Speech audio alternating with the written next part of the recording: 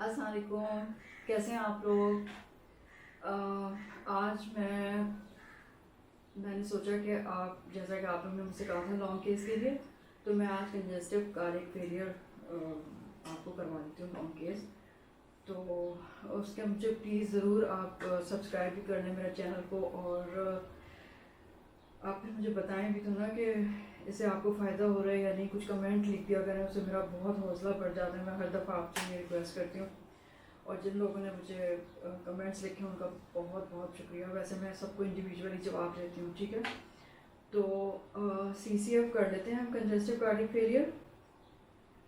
उसमें सबसे पहले जो है ना, वही बायोडाटा जब आप करेंगे, पूछेंगे पेशेंट से, नाम पूछें, उसकी एज पूछें, जेंडर पूछें, marital status, occupation, education, residence, socio economics, ठीक है। अब एज और जेंडर, जैसा कि आपको पता है कि हर डिजीज़ जो है स्पेसिफिक एज में बहुत सारी डिजीज़ हो रही होती हैं, वो हम उनको कंसिडर करते हैं। जेंडर में ज़्यादा कॉमन होती हैं कुछ डिजीज़, ठीक है। तो अगर हम कंजेस्टिव कार्डियक फेलियर के हिसाब से लें, तो क्योंकि मेल अबव 50 इयर्स उनमें ज़्यादा कॉर्नरी आर्टरी डिजीज़ होती है, मतलब रिस्क फैक्टर है उनमें, तो उनमें ज़्यादा चांस है कि कार्डियक फेलियर हो सकता है उनको, ठीक है। लेकिन जो इस्केमिक हार्ट डिजीज़ या कॉर्नरी आर्टरी डिजीज़ है, वो फीमेल में प्री मेनोपॉजल पीरियड में तो बहुत कम है चांसेस, ठीक है। लेकिन पोस्ट मेनोपॉजल पीरियड में उनका जो इंसिडेंस है वो आदमियों के बराबर ही हो जाते हैं इस्केमिक हार्ट डिजीज़ का, ठीक है। और दूसरे, हम चूँकि अभी बात करें कार्डियक फेलियर की, तो कार्डियक फेलियर का जो इंसिडेंस है डेवलप्ड कंट्रीज़ में कार्डियक फेलियर का 2% है सारी पॉपुलेशन में। अभी मैं बताऊंगी कि क्यों डेवलप्ड कंट्रीज़ में ये ज़्यादा है।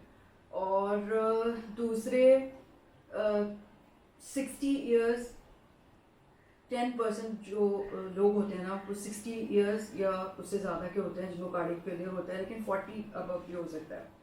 अच्छा, जेंडर में अगर देखा जाए तो आदमियों में ज़्यादा कॉमन है कार्डियक फेलियर, क्योंकि इस्केमिक हार्ट डिजीज़ जैसे कि मैंने बताया आदमियों में ज़्यादा कॉमन है। लेकिन कार्डियक फेलियर औरतों में कम होता है, उसका इंसिडेंस कम होता है। लेकिन क्या होता है कि औरतों की लाइफ एक्सपेक्टेंसी जो है वो ज़्यादा है आदमियों से, तो औरतें ज़्यादा देर तक ज़ाहिर है जिंदा हैं, तो उनको चांसेस हैं कि कार्डियक फेलियर फिर हो जाएगा, और आदमियों को उसको फिर बैलेंस हो जाएगा, यानी कि जो इंसिडेंस है मेल फीमेल में फिर बराबर ही हो रहा होता है कार्डियक फेलियर का, ठीक है।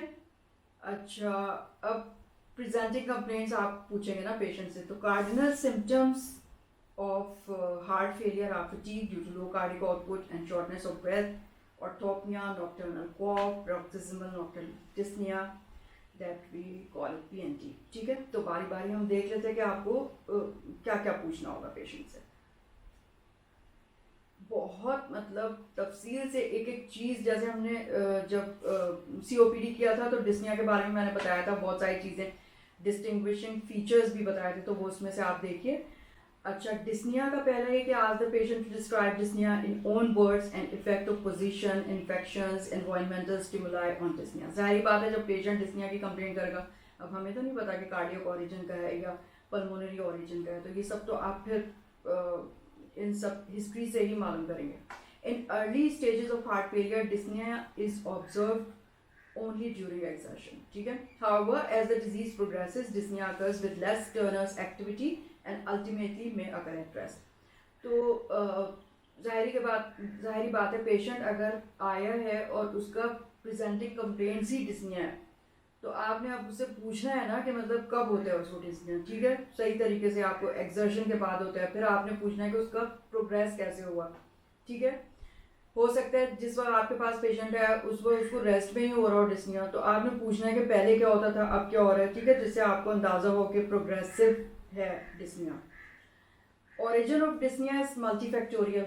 अब पता भी तो होना चाहिए ना कि क्यों हो रहा है। The most important mechanism is pulmonary congestion with accumulation of interstitial और intraalveolar fluid which activates juxta capillary J receptors, which in turn stimulate rapid shallow breathing, characteristic of cardiac dyspnea. Rapid shallow breathing होती है इसमें। Other factors are reduced pulmonary compliance, increased airway resistance, diaphragm weakness and anemia. ठीक है, तो अब सबसे बड़ी cause जो कार्डियक डिस्निया में है वो यही है कि पल्मोनरी कंजेशन हो रही होती है, क्योंकि उसमें बैक फ्लो प्रेशर की वजह से जो एक्सुडेशन है फ्लूइड की वो इंट्रा एल्व्यूलर हो जाती है, जिससे वहाँ पे जो रिसेप्टर्स हैं, जे रिसेप्टर्स, वो स्टिमुलेट हो जाते हैं, वो आफ्रेंट फाइबर से वो कार्डियो रेस्पिरेटरी सेंटर में जाते हैं और फिर उसको स्टिमुलेट करते हैं, तो इस तरह ब्रीदिंग शैलो और रैपिड होती है। ठीक है, ऑर्थोपनिया एंड नॉक्टर्नल कॉफ। अब orthopnea, it is defined as dyspnea occurring in the recumbent position. It is usually a later manifestation of heart failure. हो सकता है शुरू में आपके पास पेशेंट है तो उसको ऑर्थोपनिया नहीं हो हिस्ट्री में, तो आप एक्सक्लूड नहीं कर देंगे कि उसको कार्डियो ओरिजिन का नहीं है। Heart failure then is exertional dyspnea. It results from redistribution of fluid from splanchnic circulation and lower extremities into the central circulation during recumbency, with a resultant increase in pulmonary capillary pressure. ठीक है, तो जब मतलब patient से आप पूछेंगे सीधा लेटने में तो आपको कोई दिक्कत नहीं होती है, आपको सांस तो नहीं होता, पेशेंट आपको बताएगा नहीं मैं तो सीधा लेट ही नहीं सकता हूँ, मुझे तो सराहना ऊपर करके ही सोना पड़ता है, 2-3 तकिए लगाने पड़ते हैं। उससे आप पूछें कि आप को तकिया ज़्यादा लगाने पड़ते हैं कुछ। ठीक है, तो सीधा अगर बैठ जाए फिर पेशेंट तो सही हो जाता है, तो ये पूछें। Nocturnal cough is frequent manifestation of this process and a frequently overlooked symptom of heart failure. हम हमेशा खांसी को फिर वो पल्मोनरी ओरिजिन से रिलेट कर रहे होते हैं ना, तो इसमें भी होता है। It can also occur with mechanical impairment of diaphragm due to obesity or asthma triggered by GERD। अब देखें, अगर पेशेंट आपसे कह रहा है कि नॉक्टर्नल कॉफ होती है, उसको रात में एकदम से खांसी होने लगती है, आँख खुल जाती है, तो हो सकता है भाई, अब जरूरी नहीं है कि सिर्फ कार्डियक फेलियर हो, ओबेसिटी में भी ऐसा हो सकता है। एस्थमा जो है, मैंने आपको जब बताया था कि रात में जो है ना पेशेंट को पता भी नहीं चलता है, और ऐसा होता है कि रिफ्लक्स होती है, रात में नहीं पता चलता, उसकी वजह से जो है ना थ्रोट में इरिटेशन होती है, GERD की वजह से, रिफ्लक्स की वजह से, उससे भी हो सकता है। तो आप पूरी GERD की फिर हिस्ट्री लेंगे। ठीक है, आप सीधा लेटते हैं तो मुंह में कड़वा पानी या खाना तो नहीं ऊपर आने लगता, ये सब एक्सक्लूड करेंगे आप जब पेशेंट आपको ये बता रहा हो कि उसको नॉक्टर्नल कॉफ होती है। Orthopnoea is relieved by sitting upright और by sleeping with additional pillows. ये तो पेशेंट आपको खुद बताएगा। ठीक है, नहीं बता रहे तो आप उससे पूछें कि आप किस तरह सोते हैं। अगर आपको सीधा लेटने में सांस फूलता है तो फिर आप कैसे, आपको आराम आता है, तो वो यही कहेगा कि 3-4 तकिया लगा देता है वो। ठीक है, अच्छा, फिर तीसरा जो सिम्टम होगा वो प्रोक्सिमल नॉक्टर्नल डिस्निया है। ठीक है, PND जिसे हम कहते हैं। It refers to acute episodes of severe shortness of breath and coughing that generally occur at night and awaken the patient from sleep, usually 1 to 3 hours after the patient retires. PNG may be manifest by coughing or wheezing because of increased pressure in the bronchial arteries, leading to airway compression, along with pulmonary edema, leading to increased airway resistance. अब इसमें देखें कि patient से आपको ना पूछना पड़ेगा, ये पेशेंट नहीं बताते हैं, क्योंकि अगर उनको ऐसा होता है एक आध दफ़ा तो वो अब डॉक्टर को नहीं बताएंगे। तो आप उनसे पूछें कि भाई रात में तो ऐसा नहीं होता कि आपकी आँख खुल जाए और एकदम सांस नहीं आ रहा हो और आप खिड़की के पास जाएं या उठ के बैठ जाएं या खांसी आने लगे, तो पेशेंट आपसे कहेगा हाँ ऐसा होता है। ठीक है, बहुत सारे पेशेंट से मैं पूछती हूँ तो फिर वो बताते हैं। तो ये PND है फिर, सही है। और PND जो है ना, मतलब ऑर्थोपनिया जो है वो अपराइट अगर बैठ जाए तो ठीक हो जाता है, कि PND नहीं ठीक हो रहा था।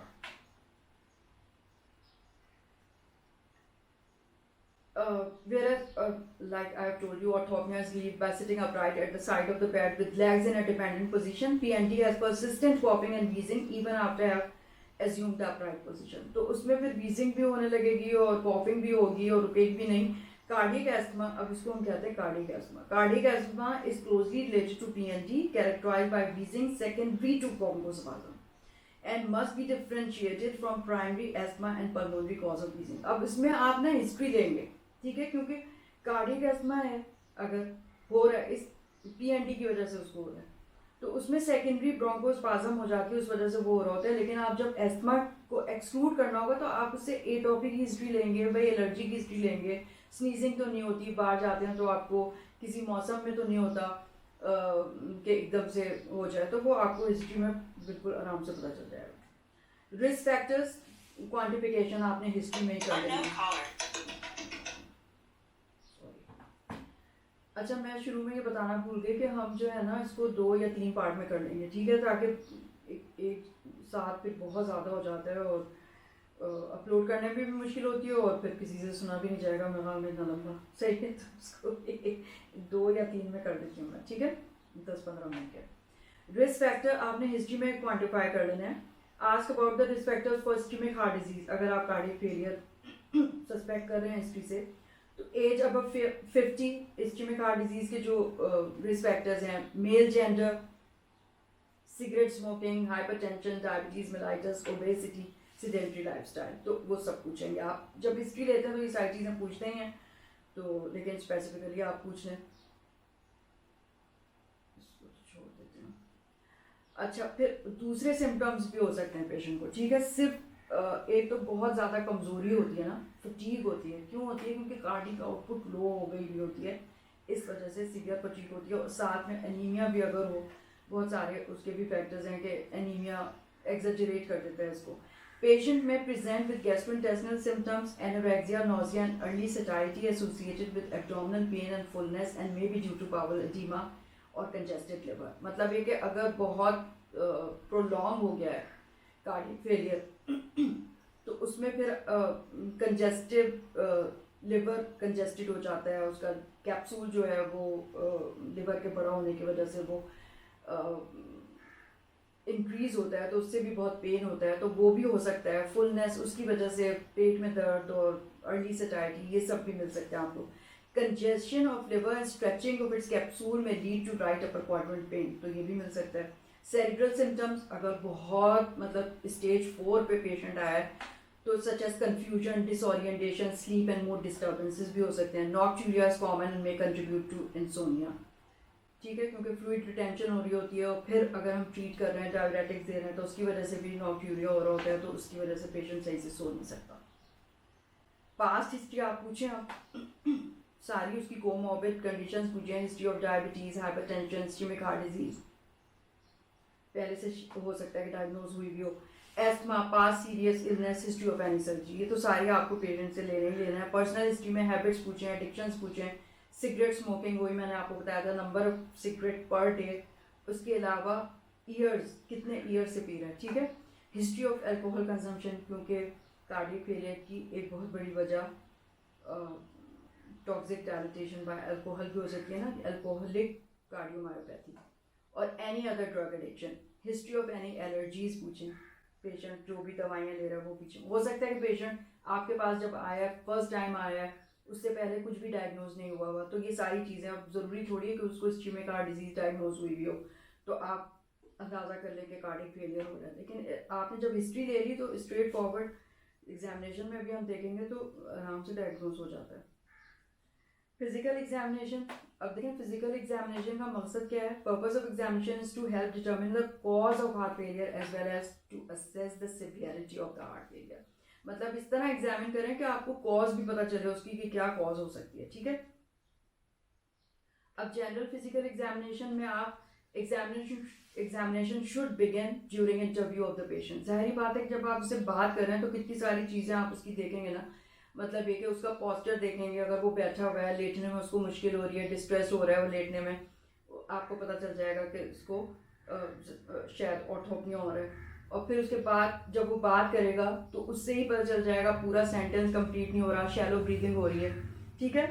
If the patient, inability of the patient to speak in full sentences before stopping to get a deep breath suggests a condition that leads to stimulation of the controller or an impairment of the ventilatory pump with reduced vital capacity। मतलब ये कि तो pulmonary causes में भी हो सकता है, cardiac cause में भी हो सकता है, तो ये सारा आप उसका आप देखें।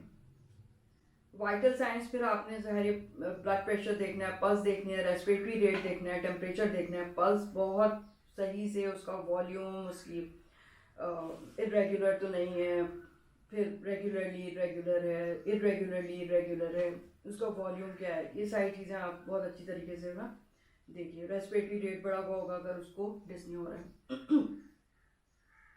अब हम जनरल फिजिकल एग्जामिनेशन में ना, general appearance and vital signs, आपको क्या क्या मिल सकता है।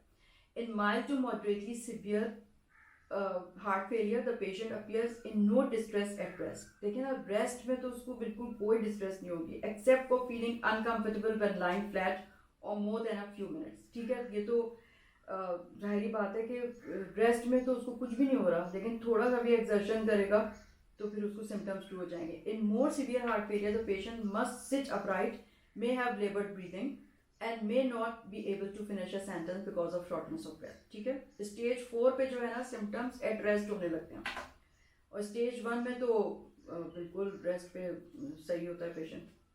सिस्टोलिक ब्लड प्रेशर में भी normal or high in early heart failure but is generally reduced in advanced heart failure because of severe left ventricular dysfunction। सारी बात है कि कार्डिक आउटपुट लो हो रही है और बहुत सारी, अभी हम देखेंगे कि क्या न्यूरो हार्मोनल जो स्टिमुलेशन होती है उससे क्या हो रहा है। द पल्स प्रेशर में भी diminished reflecting reduce stroke volume. Sinus tachycardia due to increase adrenergic activity. अब देखें, साइनस टैकीकार्डिया जो है ना हार्ट फेलियर के पेशेंट में आपको मिलता है क्योंकि पूरा जो सिंपैथेटिक नर्वस सिस्टम है ना, एड्रेनर्जिक सिस्टम वो स्टिमुलेट हुआ होता है। इसके अलावा अगर एनीमिया भी हो, एनीमिया में भी आपको मिल सकता है tachycardia. Cool peripheral extremities and cyanosis of the lips and nail beds due to peripheral vasoconstriction as a result of excessive adrenergic activity. क्योंकि जाहिर बात है कि स्टिमुलेशन हो जाती है एड्रेनर्जिक एक्टिविटी की, तो उसकी वजह से टैकीकार्डिया भी होता है और वेजो कंस्ट्रिक्शन होती है पेरिफ्रीज में, तो आपको कूल मिलती है पेरिफ्रीज। ठीक है, और लिप्स में और नेल में आपको ब्लूइश टिंट साइनोसिस की मिल सकती है। अब सबसे इम्पॉर्टेंट आ जाता है फिजिकल एग्जामिनेशन में जुगुलर वेन्स। ठीक है, तो examination of jugular veins provide an estimation of right atrial pressure. जाहिर है कि अगर वो बढ़ा हुआ है तो उसका मतलब राइट एट्रियल प्रेशर बढ़ा हुआ है, आपको नजर आ रहा है। तो jugular Venus pressure is best appreciated with patient lying recumbent with the head tilted at 45 degrees. It is quantified in centimeters of water. Normal is less than 8 centimeter by estimating the height of the venous column of blood above the sternal angle in centimeter and then adding 5 centimeter. अच्छा, इसमें आपको करना तो आता होगा, मतलब ये कि आप पेशेंट को 45 डिग्री ऊंचा करें सराहना और उस पर लिटा दें, फिर उसके बाद उस तरफ वो पेशेंट का सर होना चाहिए। यहाँ पे फिर आप बिल्कुल लाइट एडिक्वेट हो तो आपको पल्सेशन नज़र आ सकती है। ठीक है, अब पैल्पेबल अगर वो हो रही है तो जाहिर है कि कैरोटिड पल्सेशन है, वो जेवीपी नहीं है। मतलब जेवीपी अगर आप पैल्पेट करके देखेंगे तो उसमें कोई आपको पल्सेशन नहीं मिलेगी ना। और ऊपर आता हुआ आपको अगर एक कॉलम नज़र आ रहा है, जाहिर है अगर हार्ट फेलियर है तो उसमें आपको जेवीपी रेज मिलेगा, तो कॉलम आपको नज़र आ जाएगा। ठीक है, वैसे ही अगर नज़र आ जाए तो आप कह सकते हैं कि भाई जेवीपी रेज, लेकिन आपको उसको मेजर करना चाहिए। मेजर कैसे करेंगे कि पेशेंट को उसी पोजीशन में रखा हुआ है, आपने देखा यहाँ पे आपको एक कॉलम नज़र आया, उसको मतलब कितनी हाइट है उस कॉलम की। ठीक है, तो यहाँ पे आप रखें स्केल, छोटा वाला जो होता है ना वो फुटा रख लें, और फिर इसके बाद पेंसिल रखें। यहाँ पे आपने रखा स्केल ऐसे परपेंडिकुलर, और फिर पेंसिल से जो है ना जहाँ पे अपर लेवल ऑफ कॉलम है ना वहाँ पे रख के और स्केल से फिर नापिए कितना आ रहा है, उसमें 5 सेंटीमीटर आप ऐड कर दीजिए, तो आपको इन सेंटीमीटर्स ऑफ वाटर आप ये नाप लेंगे। ठीक है, वैसे तो देख कर ही आपको पता चल जाएगा अब इंक्रीज है, लेकिन ये कि एग्जामिनर हो सकता है पूछेगा, आप कर ही लीजिएगा ताकि एग्जामिनर को पता हो आपको आता है करना किस तरह होता है। ठीक है, तो लेस देन 8 होता है तो जाहिर है कि हमें नज़र नहीं आता, वो नीचे होता है ना प्रेशर, तो हमें नज़र नहीं आता। दूसरे ये कि जब आप एब्डोमिनल एग्जामिनेशन भी करेंगे ना तो हेपेटोजुगुलर रिफ्लेक्स अगर नहीं आ रहा है आपको, लेकिन आप सस्पेक्ट कर रहे हैं कि इसको तो कार्डियक फेलियर है, अगर आपको हिस्ट्री में लग रहा है, तो आप हेपेटोजुगुलर रिफ्लेक्स करके, यानी कि एब्डोमेन में आप ऊपर की तरफ हाथ रखे ना प्रेशर देंगे सीधे हाथ से, और अगर 1 मिनट तक आप करेंगे ना ये, तो अगर नहीं होगा तो वो इंक्रीज हो जाएगा, कॉलम जो है ना इंक्रीज हो जाएगा, तो आपको नजर आने लगेगा। ठीक है, in early stages of heart failure venous pressure may be normal at rest but may become abnormally elevated with sustained 1 minute pressure on the abdomen, positive abdominal jugular reflex। ठीक है, giant V waves indicate the presence of tricuspid regurgitation। अगर इतना खराब हो गया है heart failure कि tricuspid regurgitation हो गई है तो फिर अब पल्मोनरी एग्जामिनेशन कैसे करेंगे? पल्मोनरी क्रैकल्स जाहिर बात है कि आपको मिल जाएंगे. रेल्स और crepitation result from transudation of fluid from the intravascular space into the alveoli may be heard widely over both the lung fields and may be accompanied by extreme wheezing, जिसको हम cardiac asthma बोल देते हैं. When present in patients without concomitant lung disease, RALs are specific to heart failure. अब क्या है कि अगर पेशेंट को हो सकता है ना कि उसको पहले से एस्थमा भी हो, ठीक है, तो अगर ऐसा नहीं है, एस्थमा की कोई हिस्ट्री नहीं है,